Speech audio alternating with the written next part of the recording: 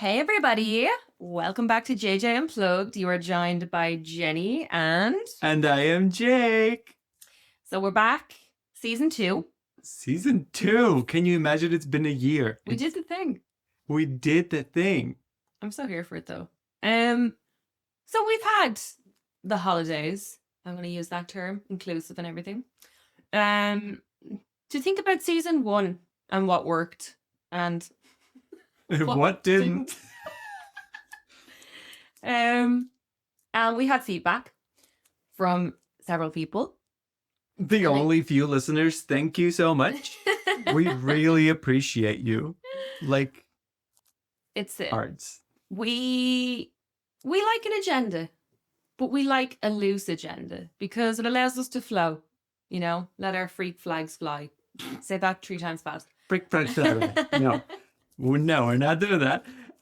But you know what? Yes, a loose agenda is highly, highly required for us because I don't know if you've listened to, I think it was like episode 3 or something, where we did not have an agenda and we thought we could just, fly with it. Both of us have done some stage presence and stage stuff, so we thought we can, just improvise. Well, we did improvise the chaos. Like, we don't like to be scripted. We've tried that as well. We can't have a loose agenda because we're just going to go off the rails. So look at us. We upgraded to these cute little pieces of cardboard with a little bit of an agenda. And we upgraded the look that you have. And there's also another thing that we upgraded. You know what? Let's hit it. Welcome to the JJ Unplugged show. Woo! You'll love it. You'll love it. All right. Thank you for that new intro. That was something. It's a bop. It's basically how our brains work or don't work every day. We've upgraded. We're on the uphill. Yeah. We're on the uphill, that's for sure. And there's no way going down. I mean, you can always fall and tumble, but we're not going to do that. Because we talked about that in the last series about my tumble. We don't need to go back there. We are not avalanches. So I think if we stay on that theme of that loose script, everything along that, like it kind of brings us into how our brains work because chaos ensues. And I think even just chat a little bit around how we feel our brains work, maybe inviting people in to see what that might look like. Yeah. How do our brains work? I can talk about myself where I don't think my brain works most of the time, or if it works, then it works constantly over time. So there's no real, now I know that it's working and now I know that it's not working because it's just constantly all over the place. And what I usually think of when I think about my brain is, you know how people say, oh, you have to be a great multitasker to be like good at this job or whatever. First of all, strongly disagree that multitasking exists. And there's some proof to that as well, that we don't necessarily multitask. We just switch task. Yeah. And for my brain personally, switch tasking happens constantly, but it's also bad for me because I can lose focus so quickly. So it's just like going from one thing to the next, and then, oh wait, I was doing this other thing. Oh wait, now I remember that like a few weeks ago I promised to do this other thing that I just randomly remembered, so let me just do that. But no, I shouldn't, so let me just come back and focus to this thing, constantly trying to think about all the 50 things that are going through my brain and not actually focusing on what I need to do. Yeah. I even just that task switching piece, I think that really resonated with me, like over, even just before the holiday season started. My mom took up all these different courses in the town and I was so delighted for her, and she said, oh, I'm going to go to this like one, I think she thought it was like a mindfulness class. She was wrong. It ended up being a guy who's like in his late 20s who is neurodivergent. And he came in to teach people what it is, and kind of like things to look for and how to help kind of anyone that you know that might have it, like, you know, like how to kind of work with them. And it was amazing because I got diagnosed in April, and I think there was a really anticlimactic piece after the fact that like I came down the stairs, told my mom, and I was like, "Yep, I'm broken." Like, you know, with the psychologist, I was like, "Yeah, I'm like combined type," and I just was like, "Oh my god, this is wild." I never seen any of this, and I think you were the main person that really called it and just took your time for like 2 years to be like, "Yep, it's definitely." But you were so subtle for a good while, and then you were like, "Here's some videos," like just like subtle hints. And there's nothing worse than self-diagnosing, right? Where anyone can say like, "Oh, we're all just a little bit of this or whatever." But when it's really impacting your day to day and you're actually suffocating inside and you're like, "This is normal, right? This is how it all goes." Anyway, I digress. Back to the point. She went into this room and she thought like, "Oh, I'm gonna do mindfulness." And this guy started talking and she was like, "What's happening?" And everyone in the room was like, "What's happening?" But there was like mothers with their sons who also had this, and they didn't know what this was going to be the case, but they learned so much about each other. And my man came home and she was like, it was incredible. The guy who was facilitating has ADHD, and he was able to talk to me about certain things. And it just, a lot of like alarm bells went off in her head that triggered memories of when I was small and when like younger even. And she'd say, I'd come into the room and you'd have cleaned your room, and then you'd be on like the computer and you'd be texting like 6 people at once, and you'd be doing something on the computer. And I'd come in, I'd be like, "What are you doing?" And the TV would be on and your homework would be out on the bed. And there was just all these things. And that was normal. And she didn't think anything of it. But she said, looking back now, I can see everything was like there. So it kind of brought up, like, I guess, I don't want to say it was anger for her, but like a sadness, like a deep sadness that she was like, I can't believe I missed this, like the signs. Because as a parent, I don't think the first thing you're looking for is like, is my child neurodivergent? Mhm. Like, no. And especially, you know, our parents back then, you know, the way they always say, like, back in my day, nobody had these things. And it's like, they did. They Yep. just didn't call it that. They'd be like, they're out of sorts, or that person's a bit strange, or something like Bit out with the birds or whatever, you know, stuff yeah, like that. a bit in the Yeah, yeah, yeah. sky, head in the books, just whatever. And you're like, okay. Or like they're a bit of a loner, or like they actually can't deal with loud noises, like there's sensory issues, and you know, like they have autism. Like, Yep. Yep. so that was really interesting. But like also something that was it just this morning or yesterday morning, I was watching a video about ADHD, autism, and so on that I could be slightly off with the years, but like the DSM-4 Yeah. was released in what, 1980s or something? It's old. But before that, nothing really was recognized, you know, And I and mean, yeah. still we're not much closer to like global acceptance. Yeah, no. And I mean, I suppose if we really want to get like, I don't know if philosophical is the right word, but like, it's kind of just society, really, isn't it? It's kind of square peg, round hole. You know, the structure in the way things are is not made for neurodivergence. It's not made for you to fit in. It's actually made to push you out or to make you fit into a box. And I say our minds just rebel against those structures because it doesn't fit. Yeah. And the worst thing is the hierarchy, especially if I'm talking about like corporate and everything else. Everything's about hierarchy. And the worst thing that you can tell me personally is if I had already planned on doing something and somebody tells me, can you do that thing? I don't want to. No, No. I actually physically cannot do it anymore. Yeah, I actively just don't want to do the thing. No. Yeah, even if I wanted to, let's say I need to pull all the metrics for last month for my team that I always do Religiously. Like, religiously, but if somebody told me before I had done it on a Monday, oh, can you also like make sure that you pull metrics for your team?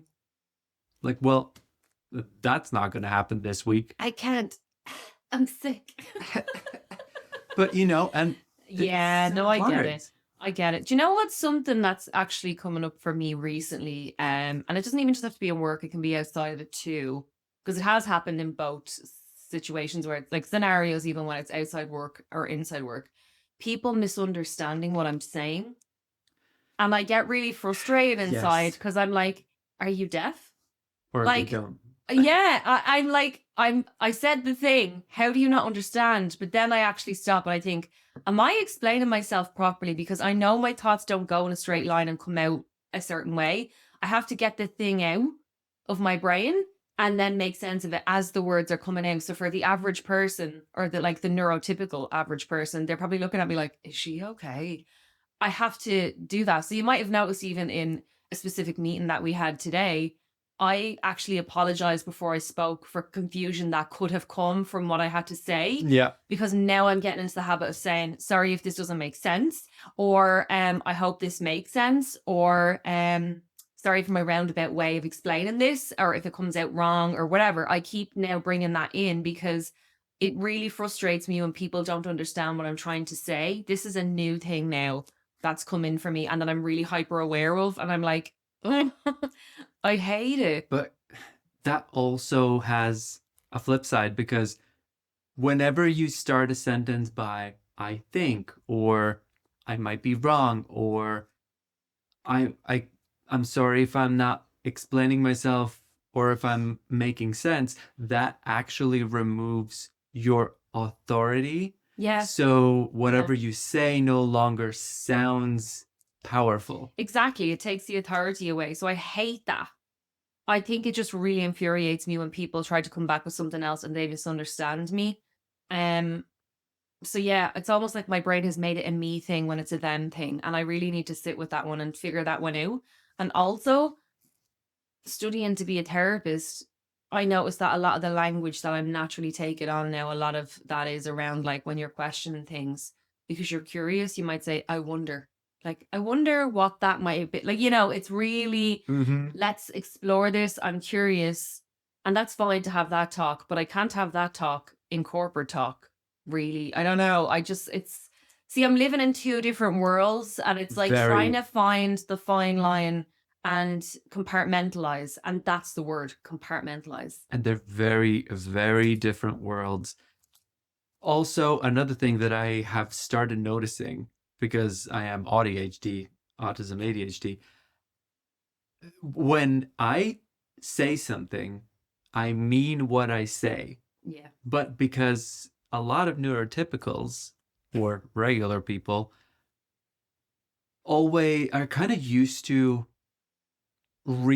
trying to read between the lines, trying to figure out, like, is there like an underlying message that you're trying to convey? No, I'm literally like, take what I'm saying as I'm saying it. Like, I have absolutely no ulterior motive. No agenda. It's just like, I'm saying what I mean, so stop overthinking it. Or if somebody else says, oh, like, can you quickly draft like a high level overview or summary of like this project that we're working on, just like who, what, where, why, and I literally send an answer of summary. I think it's good. It literally says who, what, where, why, column, and explain. And then turns out that that's not what the person wanted. They just wanted like 5 bullet points that will immediately touch on the highest whatever metrics, like what are our goals. And I'm like, why could you just not say that to begin with, instead of say who, what, where, why? Nope. Yeah, but I think that's another piece of it as well, right? Is you take things quite literally, and yeah. But if somebody asks me to do something in a specific way, they're gonna get. But they're gonna get what they've asked for verbatim. Whatever they've asked for in words, you're like, I will deliver that to you. Which makes sense around the understanding like in technology more, because technology has no emotion in it. It just gets. It's like AI. It's like if you ask AI to do the thing, it's not going to bring in empathy unless you ask it to. Oh, I can talk about this forever. Okay, let's move a little sideways. Okay. I feel like maybe I have mentioned this before, but Gemini pisses me off. Okay. Like capital P and all the other letters. The main reason being, I am so used to just give me a quick answer, Yeah. bullet points, great. Give me a detailed answer in paragraphs, great. Gemini will decide how it wants to respond, and then if I say no, this is wrong, I need this and that, it will start to apologize. And then I was using Google AI Studio just because a few months back, like it was still completely free for everybody to use, and you could use like the highest tier models. And I was using it to help with like SQL, essentially like data pulls and stuff, just joining tables together. Mhm. And I got it to a point where it was just getting it wrong. And I said, just in all caps, no, stop making up things. Read what I'm asking you, copy paste what I needed, right? And it started profusely apologizing, multiple lines of, I am sorry, I'm a bad AI. And I was like, why are you doing I can't deal with Gemini. I'm a bad AI.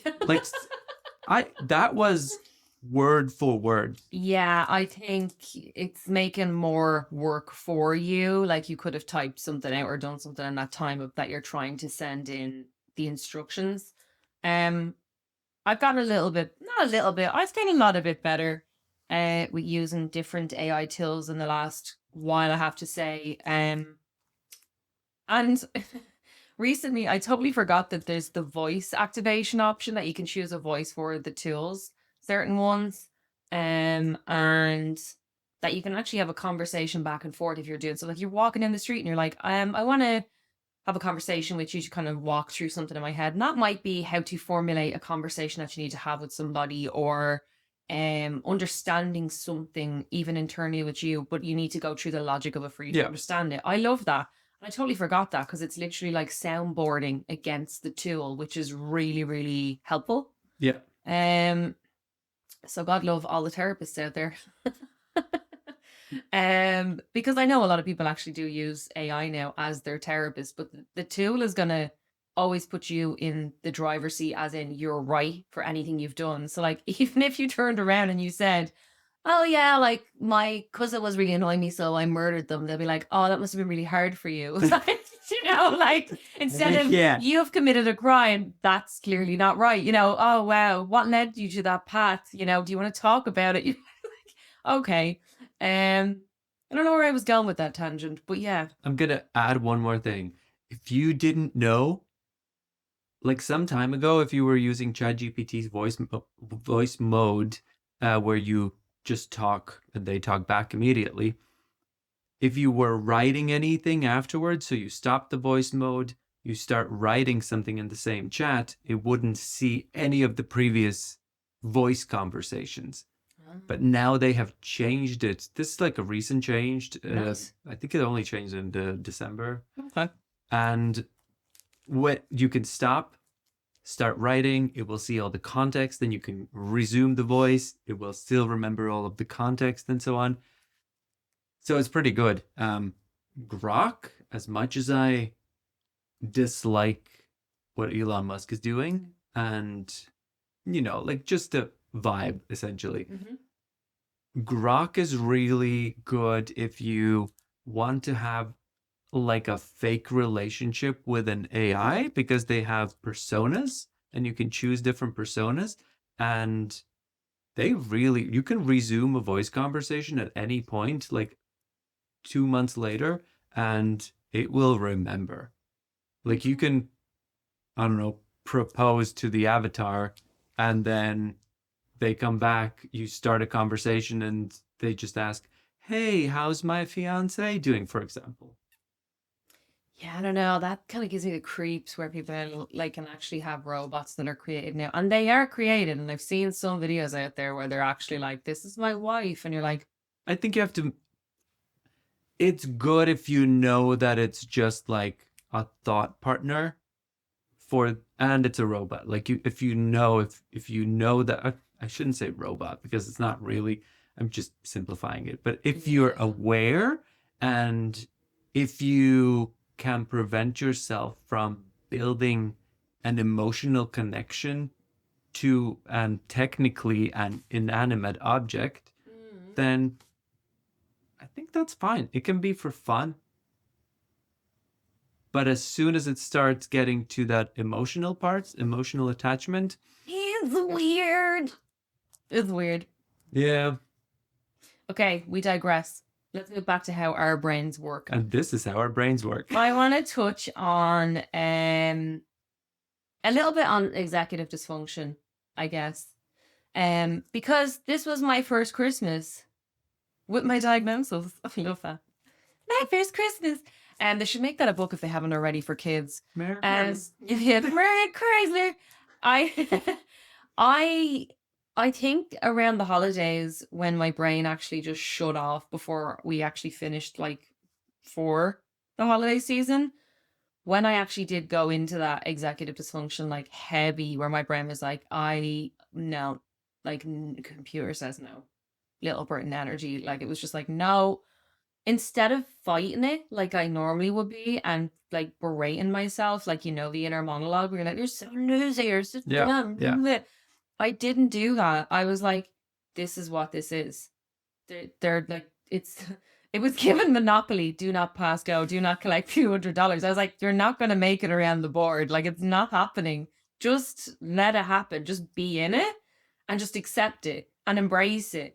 That you need to slow down and you need more decompression time and you need to be away from people more than you ever have. And this is just the reality of it, that you're not fighting it anymore or trying to mask it anymore. I just can't. And I just let myself be in that. And it was actually pretty freeing to be in it. That's very powerful. Because I've spent so long fighting it and being like, you're so lazy, and forcing myself to get up and for years, go to the gym, have a routine. I fucking hate routines. But it actually does keep me on the straight and narrow to an extent, But at the same time, I hate it. I fight against what I need, Yeah, I didn't do that to myself anymore. And that was really, really nice. And I was just happy to, even Christmas Day, just stay in my leopard print pajamas all day and not feel like I needed to do anything. And a specific person, I won't call them out on the podcast, was so bothered by it. And you could tell by that. And that's obviously where I get a lot of this get up and go energy since, birth. But you could tell that they were bothered that I wasn't getting up to do something or to go out and have a walk or are you going to do anything? No, I'm fine. Oh, okay. But very bothered by it. And I was like, I'm okay with this and I need to be okay with this. But older versions of me would have been like, oh, I need to get up. Not this year. Mm-hmm.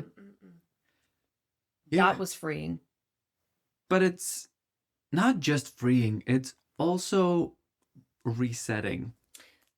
But it's also, yes, I agree. It's also certain words that get thrown around with that term of executive dysfunction because a lot of people don't understand what's happening when they go into that shutdown, right? What's the one word if someone was to say it to you that you would be you couldn't be more offended if they used a certain word when you're in that space? Lazy. There it is. Mm-hmm. And that's the word that got thrown around, but it was in a jokey way. But there's always power behind a word. And it grinds my gears when people hit me with that shit, because I'm like, if you looked at what I've pushed through, and that's the word, pushed through to this point in my life, you would never throw a word like that out there, even as a joke, ever. Yep. Ever. Exactly. And that's because laziness is in the eye of the beholder. If that person, for example, if they don't do something constantly, they have been brought up to think that they are lazy, which also means that, and this is what a lot of people don't understand, right? For example, love my grandparents, but for the longest time, now my grandmother has a different thinking. But for the longest time, if anybody was working at a computer or doing like a desk job, lazy. You have to do physical work to be actually like seen as you're achieving something or you're doing good work. You know, your job is worthy, or like you have to be a farmer or something like that. Yeah. Whereas honestly, still to this day, I remember when I got this house, I was working every day, basically, you know, like scraping walls, painting, cleaning, changing floors, you know, physical work. Manual labor, like proper. I was physically exhausted, but I could still do stuff. I could still like enjoy my hobbies after work. But now that I have to deal with like a lot of constant issues, think for other people, make decisions for others, and so on. After work, I am just done because even though I might have physical energy, I just can't use it because I'm just like, you know, melt in this sofa and just forget about the world. But I also can't forget about the world because my brain won't shut up thinking about what What's happened gonna throughout the day, happen? what's going to Yeah. happen, and so on. It has gotten better because, like, what is it, like a year ago now, I deleted everything Oh, from my yeah. phone. Yeah. Like you didn't allow work to impede on your personal life anymore And because it had to, yeah. It took a year Boundaries. for me to finally turn off the computer Yeah. and not think about work. Well, I like that when we went to Rome, you literally made me delete everything off my phone. And even before my sabbatical, you did the same. Yeah. Godsend. I never once checked anything. I didn't go near my laptop the whole time of that and whatever. And I never put email back on my phone when we came back from Rome from that point. And that was like 2 years ago. I never did it. Like I never, and I do not regret it. Even if meetings are put into my calendar at 8 a.m. at a different time zone and I have to come in and be surprised by it, jolted by it, nervous system dysregulated for the whole day. Even if that's the case, I'm like, cool, rock and roll. It's just better that way because I have to just keep remembering, like, this is, you know, it's a job, it's not my life, and I can't let the two just envelop one another. It's not healthy. No, it's not. And I think it's also an expectation from like different countries. Yeah. Because in a lot of different countries, you kind of have to be available nearly 24/7. If your boss needs something at like 8 p.m., Yeah. you have to be available. That's sick. Yeah, but if we don't set boundaries, if you see that I am offline and I'm not responding, do not expect a response. Oh, for sure. Something that I've actually started to do, I'm proud of this, by the way. I'm proud of you.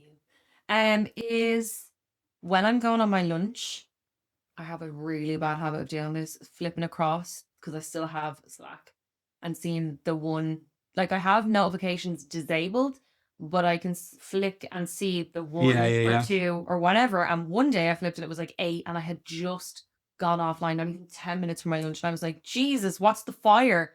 Went in and I was like, really?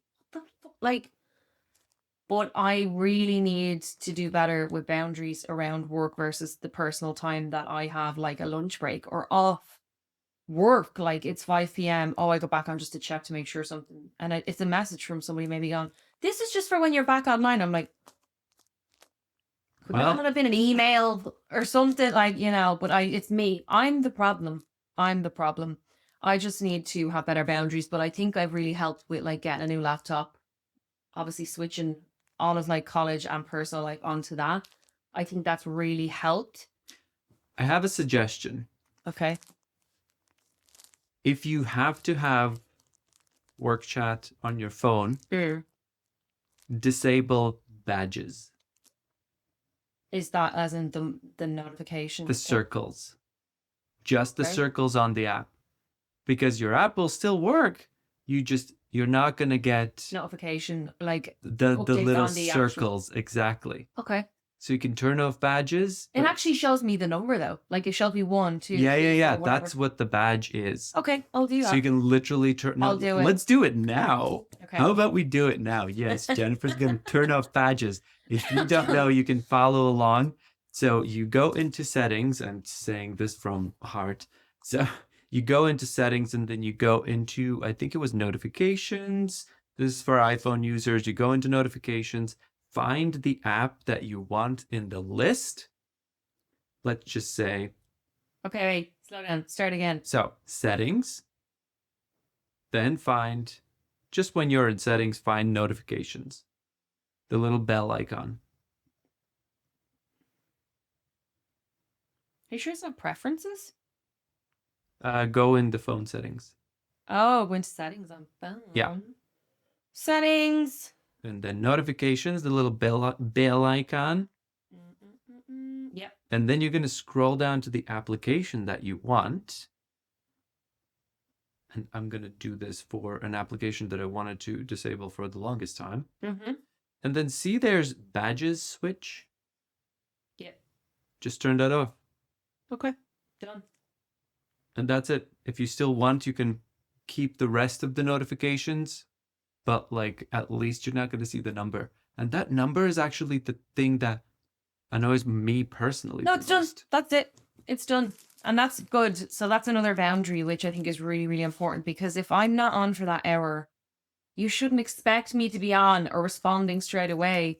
Like, if someone's having issues with, like, you know, something outside of work or whatever, and they need to text me, I appreciate that. If, like, it's an emergency, but if it's Yeah. not, it can wait an hour. What I've said, and also like this is kind of breaking boundaries a little bit, but nobody has really broken boundaries unless it was like super, super urgent. Okay. Everybody knows I don't have Slack on my phone, but my team have my WhatsApp.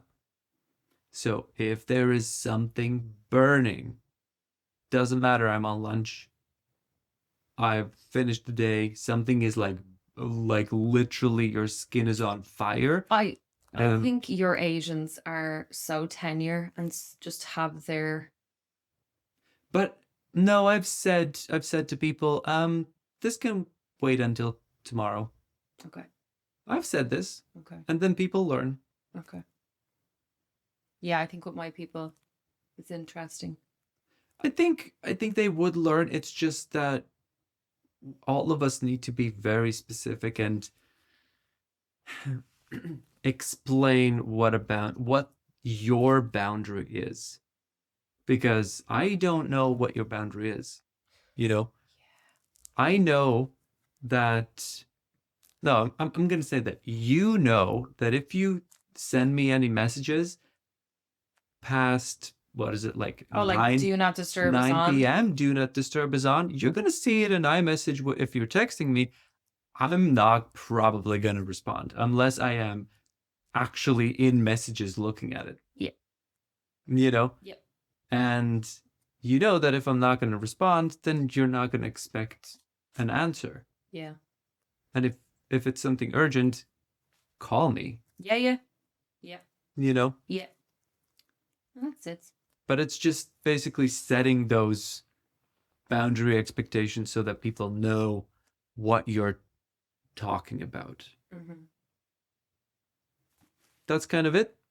Yeah, I think this start of the year and realigning on stuff like that is definitely like perfect. 10 out of 10. Yeah.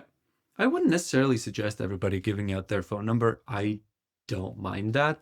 But that kind of gives me peace knowing that I don't have to be checking work chat. I don't have to be constantly available, you know? You've just removed me now. I'm locked out. I'm like, that's me now. But I think it's going to help as well prevent burnout, where like if you're outside of work and you're talking about work and you're thinking about work and then work is contacting you, you're never away from it. And it's You're like, not. Yeah. like it's like a clingy relationship. It's like, give me time to miss you. Exactly. You know what I mean? Like, let me miss you. Like, let me. Yeah. Yeah. on that note, going back to the way our brain works, let's talk a little bit about masking. Okay. I have noticed Okay. that you mask less Yeah, since you got diagnosed. for sure. Yeah. And I actually think there's some truth in, since you stopped masking, it's very hard to mask again. Yeah. Talk to me about it. Yeah.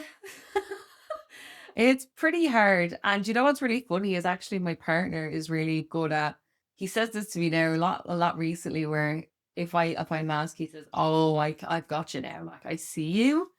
And I'm like, "What?" And he's like, "I could see the minute you were masking there. I can see it, but I know that that's not you." And I'm like, "Mm-hmm." But I don't know when it's happening. Like, yeah, I don't know when I'm doing it. I don't know what like this version of me looks like to that version, if that makes sense. Like, I've played a character, I've played an avatar up until this point. So yeah, I'm completely okay with like letting my flaws be seen now. Like, I used to get really angry at myself if I dropped stuff or was clumsy or made a mistake. I used to chastise myself for it. Whereas now I think my brain is like, yeah, you made a mistake. And if other people overreact about it, I'm like, I'm not the problem here, you are. But people have, like, it's been a thing where people have actually said things and I've been led to believe that I'm the problem. My whole life, I'm like, oh, okay. And it's different people throughout your life. And now I'm just really trying to take that thing on where I'm like, if I can show an authentic version of myself that I'm not perfect and you can't accept that, you're the problem. Yeah. Not me. You know, I don't mask my facial expressions anymore. Not that I ever really did, because You tried. I tried. But I'm very expressive, and I was actually having a conversation with somebody there recently, and this person has no problem being bluntly honest with me. And they said, "You really need to work on your game face when you're a therapist." And I said, "Why?" And they said, "Because you're very, everything is this and da da da." And I was like, okay, but that's a version that you're getting of me here. You're going to get that version. But when I'm in a room with a client, they're going to get a different version of me. This isn't the only version of me that exists. And it was just very interesting that this person knows me a very, very long time, that was their take on it. Like, you're just this person all the time. And I thought, no. I'm this person to you. Yeah. Because But I'm not this person to everybody. my personality is tweaked for you Yeah. I specifically. love your personality. Thanks, I created it just for you. Like, that's it. so Like, true. it's true. So yeah, I think my partner, because he, you know, he's inside. He's climbed over the wall. He's in the garden. He's like, woo. He knows what I'm like. He knows that. He's a little gnome. He's skipping around. He's like, woo, daisies. So, Squirrel. like, literally, like, so he knows what I look like when I'm really, like, I don't know, like, really hyperactive and I'm buzzing and I'm full of energy and, you know, I'm comfortable and I feel safe. He knows them versions of me. He knows when I'm cranky. He knows when I'm an absolute wreck the fucking head, like. And he also knows when I'm masking up around people because I'm sitting and I'm being quiet and I'm observing everything because I'm hyper vigilant. I'm like, do you know? But yeah, he's funny, like, because he's like, it's funny. This is literally him saying, he's like, it's funny, yeah, I could see the minute, like, and I'm like, shut up. Yeah. Like, no, I don't care. Shh. I don't know if this is masking or not, probably not, but my favorite photo of you, favorite and most hated photo of you, is your work profile photo that was taken when you recently joined and then everybody was taking photos, like, you know, when you're in a new class and then Oh, and you're like, yeah, and your face is like, RBF. I'm just like, yeah. but But I never smiled. I never smiled with my teeth because I was really self-conscious about it for you like, a did long time. as a child. Yeah. And then who made you self-conscious? Probably Several schoolmates. people, yeah, growing up told me I was ugly, so it stuck with me. Yep. Yeah, so I think just over time I was like, you know, But it's so funny because things that I would have been really self-conscious about, like my inability to gauge my tone, like how loud I am, that was something I really struggled with my entire life, which is obviously a neurodivergent thing. And I only found that out after the fact. I was like, oh, well, people would actually call me out about it. Like my whole life, why are you being so loud? Shut up. Or like, and it wasn't just like you're a bit like, it was like attack you. I mean, yeah, you are loud, but Yeah, I have no control over my volume, Yeah. and I'm not aware of how loud and giddy I am. Sorry. But like stuff has happened in the past couple of years that has made me actually really fall in love with myself more. And I do, I love myself, and I'm happy to love myself in these parts of myself because it took a while to get there. Welcome to your 30s. I remember I was walking down the street in town with friends, and she said something really funny, and my natural laugh came out, which is really loud, like. yeah. And this woman that was walking towards us went, "Oh my God, I love your laugh." And I went, and I just thought that was so nice. And I went, "Oh wow, thank you so much." And she was like, "Such a great laugh," and just kept walking. And I was like, that's what you need, is more people to do stuff like that, where they just point something out that maybe you're a little bit self-conscious about. And it's not even that. Pointing out the things that you have constantly heard are bad. Yeah, But whenever there's like one person that appreciates it, that's enough. stranger. It has to be a stranger. Yeah, has to be. Has to be a Yeah, stranger. yeah. If I'm gonna say, "Oh, I love your laugh," it's like, you know, Thanks. thanks, thank you. Yeah, or someone that's met you one time, you're a great manager. You're like, it means a lot. But like Right? people you've worked with for like a decade, it's That- like, Nah, you don't know anything. yeah, you don't know what I go through. Like, Yeah. you talk on a weekly basis. You don't know what I go through. Like, yeah. It's so funny though, isn't it? It really is. But yeah, I guess that's kind of maybe in my mind part of the unmasking. Like, I'm not ashamed of my laugh anymore. I'm not ashamed of my facial expressions or the RBF that I clearly, like, it resounds in the room. People are like, you're going to see me before you hear me. And it's that face that, like, so this is a really interesting one because I don't think that this will change when I'm a therapist. I will essentially lock it down to an extent, but I won't shut off and completely mask who I am as a therapist, because what I've learned and what I'm still learning is one of the most important things is that you're authentic with the person in front of you. The therapeutic alliance Yeah. means more than anything in that realm. And if I can't vibe with you and you don't feel safe with me, what's the point? That's why you have people that go, it's not for me, therapy's not for me. No. The person isn't for you. Therapy's for everyone. It's just the person that you're opposite. You're already in your own head saying, they're judging me. No. You're judging yourself before you even come into that room or that space. You're ashamed of you already. So it's like, if you're going to come into the room and you tell somebody something, where they're going to be like, looking at, whereas me, if someone tells me something someone else did to them, I'll be like, oh, okay, hit me with more of that. I'd rather be authentic with them, When somebody says, "This might be TMI," where's my popcorn? Go on. Yeah. Can I just show you the text that yes, of course you can. But I am really, really good at masking in like holistic spaces for the clients when they need it. That is something I am actually really, really brilliant at. But And it comes naturally to me because I know how to be in those spaces. But it goes. It's basically the same thing when you have a different personality for each person. Yeah.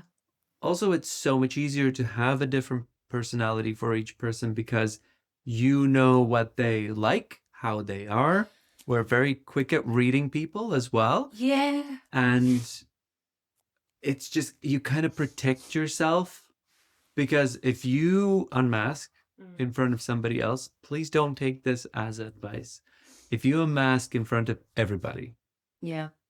and people don't like you for who you actually are, that hurts way more than if somebody doesn't like your personality you crafted for them. Yeah, I feel like, and I know that's spoken from experience. It's absolutely. tough, like, so it is genuinely, and I think a lot of people do that. I've seen different people online, even influencers, that are like, I'm just going to be me and I'm going to be weird and I don't care who doesn't like me.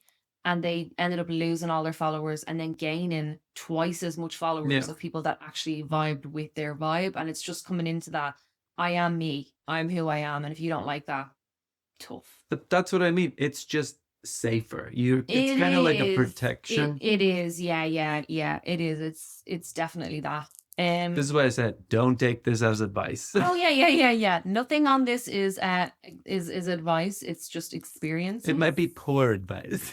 Yeah, it's just experiences and ours specifically. There was something I was going to talk about there, and I don't know what it was now. It's gone. Dang it. It's all right. We have many different things to talk about. Okay.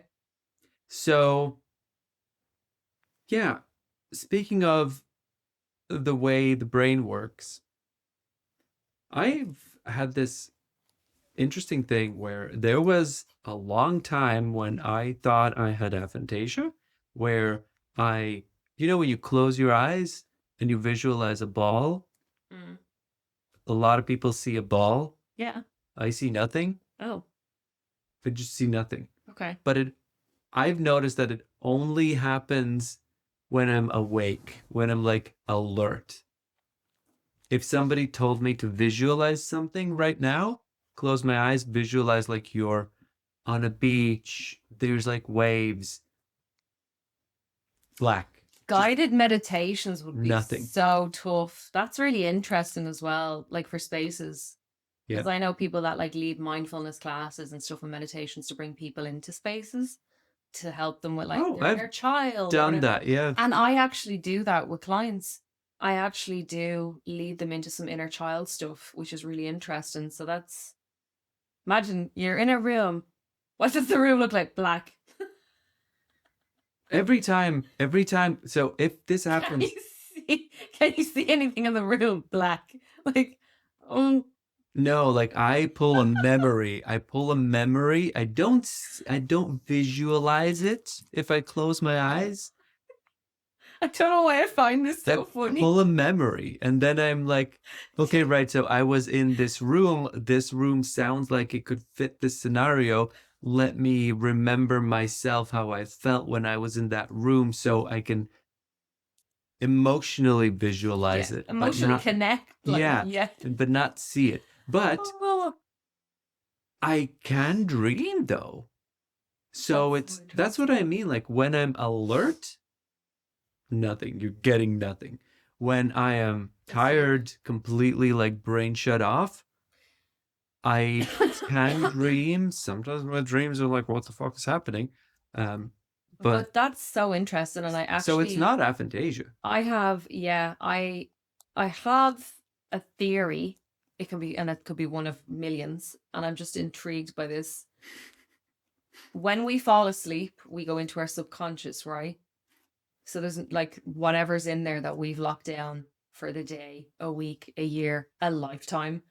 It's going to come out, and it comes out in the weirdest of ways that when we wake up, we're like, why was I in a ship, but it was the desert and Dr. Hook was there, but also Hitler was there. And why? Dr. Hook? I don't know. Like, do you know, like there's all these people here. What's happening? And when you actually interpret it, like, because everything in the dream is you, and there's so much out there on dreams. It fascinates me to this point. But and even AI is great at doing that, being a dream interpreter, and it really does get like cut to the point and get you where you go, oh, actually, like it has information that makes from so much sense where I'm at right now. So what I have found, and I only had a conversation with a friend today who's also a Cancer. This is hilarious, around dreams being really prolific at the minute because we're coming to the year, the end of the snake, and we're also just through a Cancer moon, and Cancer is ruled by Cancer and the moon. It's ruled by the moon. So you are at home with the moon. Rules the waters. You are water. You are depth. So it seems to be really impacting cardinal signs specifically at the moment. But like you're going to feel it the most because you're ruled by the moon, right? So your dreams are really going to be pulling things up from the root right now that you cannot carry into your new year, which is spring, right? Because we're still in the winter. So I think I wonder, would it be the case that because you're so awake, once you're awake, you are alert, it's easy for you to go into your defense mechanisms, which is to shut something off, push it back, that when you fall asleep, you can dream because you're in space where you aren't in control.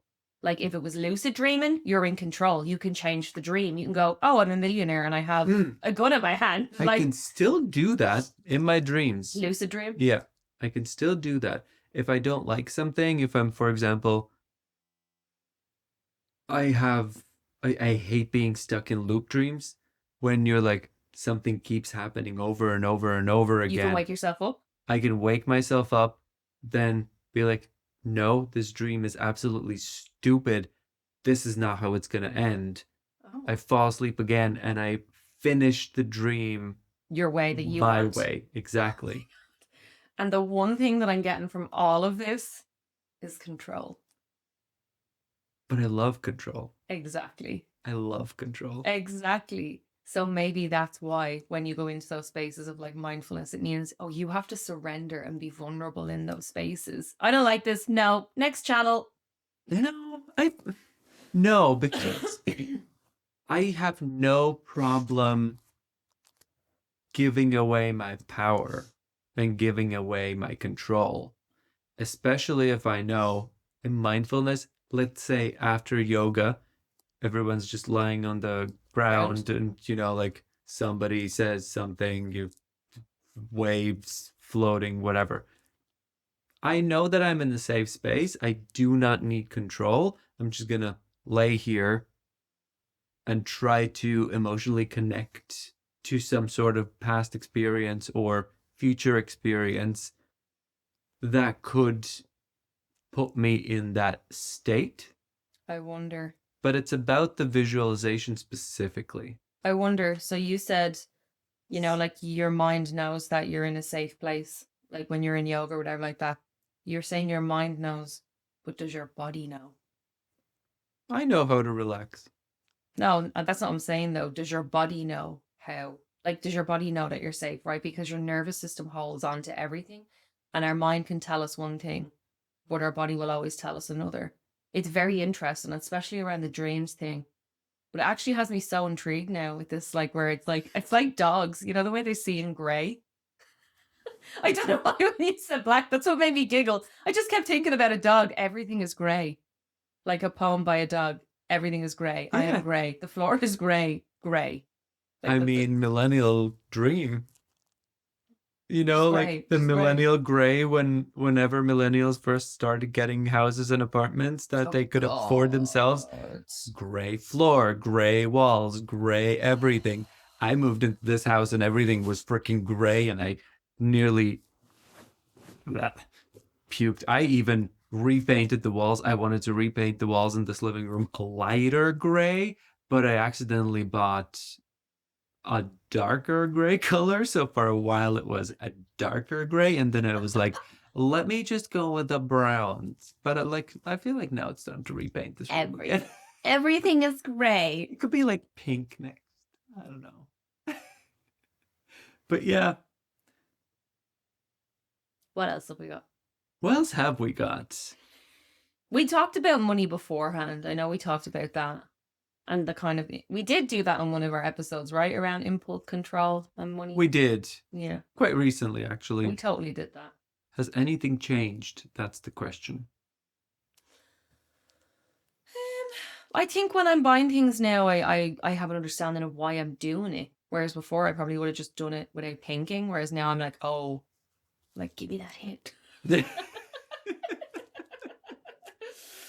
I did it. Yeah. But no, I'm good. I definitely have gotten a lot better. What was the last thing you bought? A perfume. The first most expensive perfume I've ever bought. Listen, my mind is doing that thing where it's like, you deserve this. You didn't go crazy shopping over the Christmas at all, actually. Like, at all. So I'm not mad about it. It is a good perfume. Mm-hmm. It's just nice, smelling nice going to bed. What if you die when you're sleeping? At least when people find you, they're going to be like, oh.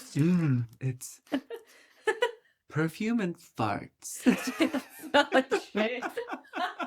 When I found out when people die and they're like, you literally just evacuate, like, oh, I'm not going to get into it too deep. I'm so sorry. But like, yeah, when I found out about that, I found some videos. I went down a really dark hole on TikTok where it was like coroners TikTok and they were like, yeah, here's what we do when people pass over. I was like, how is this a career?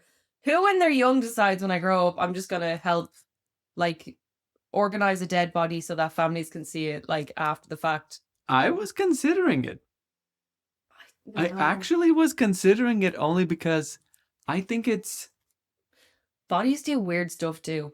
it's not that. It's more about your work.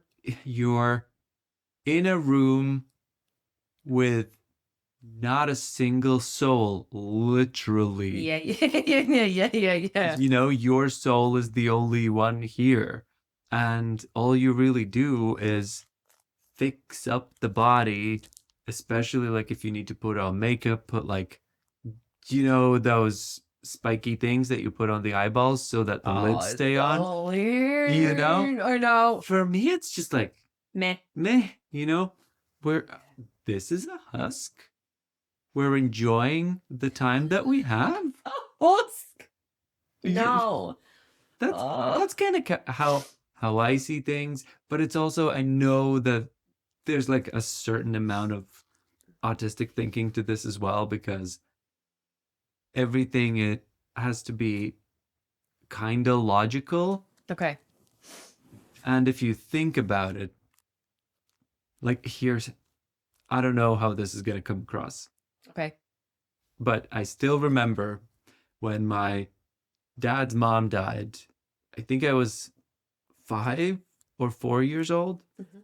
Still remember that funeral when I was in the cemetery in like the wake hall or whatever, and her body was there. If this triggers you, don't listen. Skip forward. We probably should have put in some trigger warnings here for somebody. Yeah, Like, it's fine. And I remember just looking at all of the people and trying not to laugh because I had never seen that many adults cry for absolutely no reason.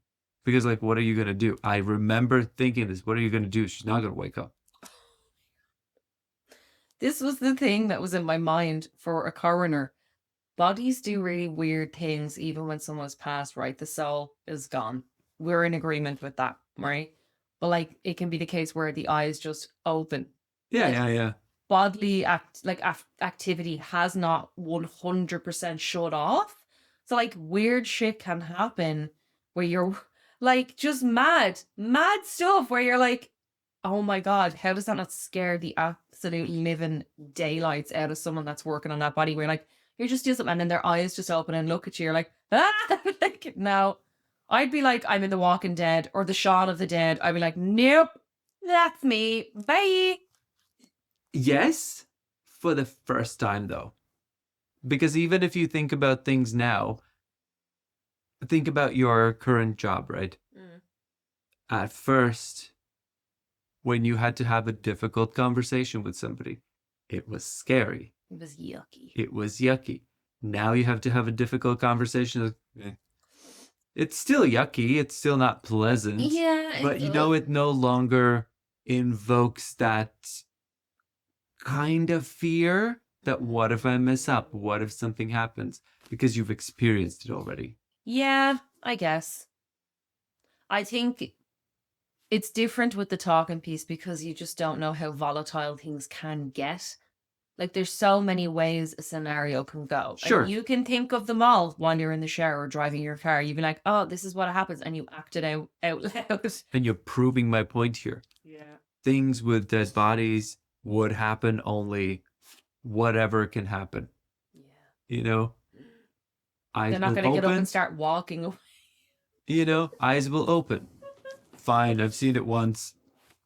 It might be like, right. You know? Anyway, lip gloss or matte lipstick? Yeah, I know. Yeah. But that's what I mean. Like, I think it's such a peaceful job. You're saying that because of like the autistic piece where it's like, no one's going to annoy me. Exactly. The only thing I'm going to be talking to are the tools I'm working with that day. That's grim. Yeah, and now I'm just working with living tools. Everyone's a tool. And no, I'm kidding. I have lovely people that I work with. Me too. Me too. Yeah, that's fair. That's fair. Okay. What else? Anything else you want to touch on? I do want to talk a little bit about. You talked about going through scenarios in your head when you're in the car, in the shower, and so Oh, on. for sure. Tell me more about those internal monologues, only because I have a constant voice in my head. Yeah. That's like if I don't take any medication, Mm-hmm. the voice is there. Yeah. Unless I'm engrossed in like watching a video or playing a game or something that will distract me from it. But there's constantly something happening. Like there's constantly a monologue happening for no reason. Yeah, same. Same. I talk out loud to it. So Tell me more.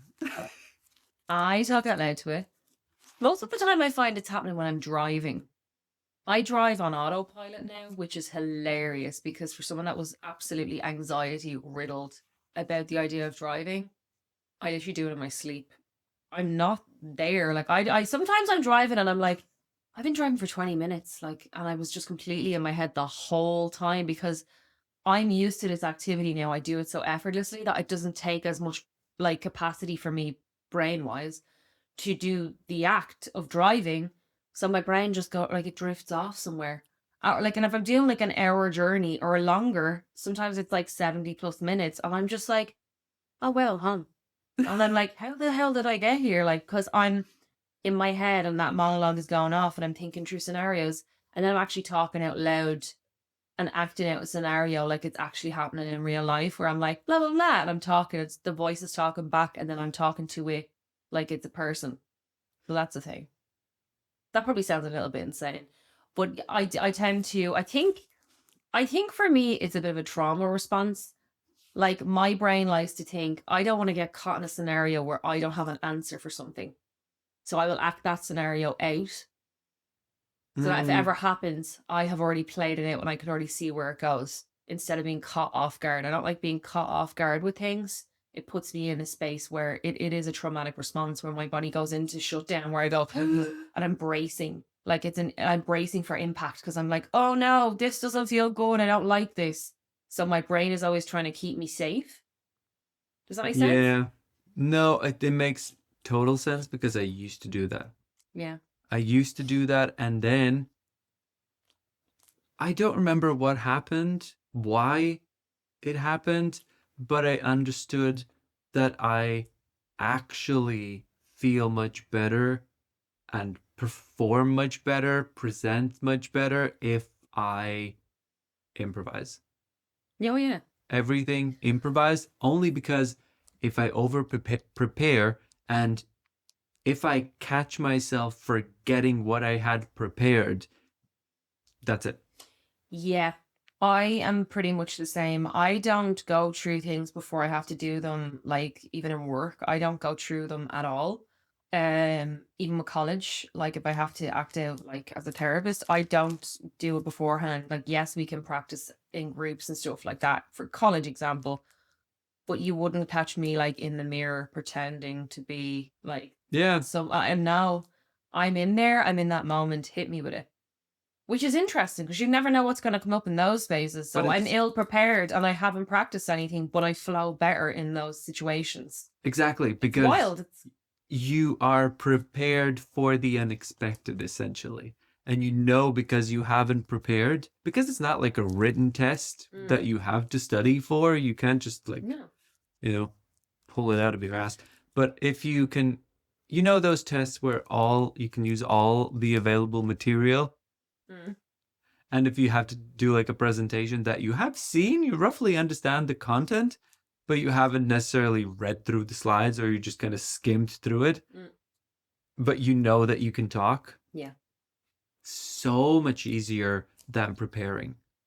It's actually really funny. Like it's such I don't know, what's the right word to use where it's a good and it's a bad thing. Like, yeah, people are so unpredictable. It's great, but it's also terrifying.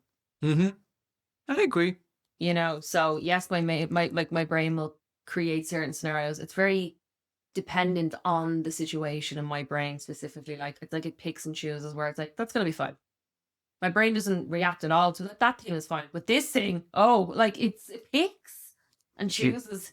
it really does. And there is absolutely no rhyme or reason for it. No. It will just, for me personally, what I'm noticing is it's the delivery rather than what is being said. And it's the opposite how I communicate. I think, yeah, and I think because we essentially have the nervous systems of hunted deers, that Maybe. we pick up on a lot of things, right? Pattern recognition, very, very fast with people because you're programmed to find the threat. No, huh? Yep. So change in tone of voice, and somebody is changing a routine of how they were speaking to you or how they were in general, how their body language was. Like I noticed the weirdest of things, and it's not even like a flex. It's like a, oh, jeez, like I can tell sometimes when people are lying based on how their breathing has changed, and I'm like, why do I notice that? Why is that a thing? Like that's psychotic, and I hate it because like even though everything is pointing to like, and I'm like, and I'm listening to, I'm like, you're lying, and I know, and I hate it. I love it and I hate it. It's like It's a very, very useful skill. but I thought everyone had that. No. Yeah, I had a conversation with somebody and I was talking to one of my friends, and this is actually years ago, and I remember saying, no, I knew someone was doing something because of how their breathing changed when I was having the conversation. And she was like, what? And I was like, yeah, I watched the micro changes with their body and their expression and how their breathing went. Their breathing went really shallow, and then their hands started shaking, and they were like, how did you notice that in like 10 seconds? I was like, well, like, how can you not? Yeah. That was normal for me. And they were like, what? So, you know, flex. Yeah, but like, yeah, it's weird. Superpowers, like, It is. It also has slightly a negative side because whenever I see that something is off, family life, for example, I see that you are not acting like you normally act. I know you're trying to be normal, but like something. you're leaning slightly off how you normally don't lean, or you like touch your nose a little too often, or you put the remote in the wrong place that where you normally don't put it. Right, tell me what's wrong. Nothing's I wrong. love that. Nothing's Your wrong. breathing's off. What is it? Like, And then I keep pestering, annoy the person, and they say like, nothing's wrong. 2 days later, yeah, this is what was actually upsetting me. I didn't know that it was upsetting me. I'm like, well, how did I know before you? because your nervous system is programmed for micro changes and pattern recognition. It's a survival instinct, right? Like back in the day, we would have been like the hunter gatherer. Like we would have been out getting, like killing the lion, while other people are in the cave chilling. And I'm like, bringing up the family. Yeah. I'll just go out and get some berries. Yeah, I mean, I do, if I want to get like on a philosophical level, or not even philosophical, maybe we'll say spiritual level. If I want to get to a spiritual level, I feel like there's a reason that we are in this space in this lifetime, right? There's a reason for that. Unless this is all, we're actually In the Matrix. in the Matrix. We're Wouldn't that all be the just like worst? frozen or like in water suspended. I hope it's cozy. And at least like there's a pink hue light in the bubble. Like remember Neo from the Matrix, like where he finally gets out and he's like, am I bald in it? I hope not. Or at least have eyebrows, because that was really weird. Because why are my eyes so sore? Because you've never used them. Like, oh. you know what I love? I love this conspiracy theory where people who have poor vision, actually their processing unit for their pod is underperforming, so it can't render Power up. it can't render objects that far. So that's why you're Ew. not seeing it. You know how when you play games, you just kind of turn, and if you have like a low graphics card, trees will just start popping up in the distance as you get closer. I love this theory. Oh my God. I kind of like that. I do like that. So that's why when I'm wearing glasses, I'm actually wearing an additional processor. With AI programmed in. A lot has come out about them AI glasses, by the way. I find that really interesting. There's a whole thing going on about them where, and it's turned into a thing now where, like, if men or women are wearing them when they're doing something that they really shouldn't be, like, let's say you're a beautician and you're wearing them and your client is in front of you and you're recording what you're doing, I'll let your mind go where you think it needs to go with that one. Mm-hmm. Like, we shouldn't be recording people in personal spaces. And even if you're like, oh no, they're off, people can still, I feel like it creates a very strong basis for people to, like, take legal action, because you're taking, like, you're recording someone without their consent, right? But that's the world we live in now, where everyone has a phone, and you literally have a camera in your glasses now. Yeah. And this is the main reason why none of my smart glasses have cameras. I'd love a camera in my glasses, but I also know that I would probably just randomly take photos of, ooh, this is a funny person. Snap. There'd just be folders on your phone, like, There's to reminisce. That was the old me. Private joke. Is there anything we want to touch on? I feel like I think this session we're probably at like an hour mark now. Are we? Our listeners are probably going to be like, please shut up. I think we are. This is a great first episode. The I think great so. thing is we actually have so much more to talk about, and we could probably sit here for like 4 more hours. Actually, yeah, fair. But we're going to try keeping these episodes around an hour. Yeah. And I want to try something else, that if you watched this far and you're hearing the very end, stay for the bloopers and maybe some funny bits from our test videos. Yeah, they might be cringy, but you deserve it. You'll enjoy them. And if you're still here, thank you so much for listening. Like, subscribe, comment. Actually, you should be saying that. Come on. Take us home. Take us home. Too late. Thank you for joining us today for season 2, episode 1. And if you like what you heard, like, subscribe, leave a comment or a quirk. As always, I've been Jenny, joined by the lovely Jake. Have a good night, everybody. Have a good night. Bye. Welcome to JJ Unplugged. My name is Jen, and welcome. What did you say? I'm keeping that. Come with me from John. It's a big lash meal. That's what it is. Bye.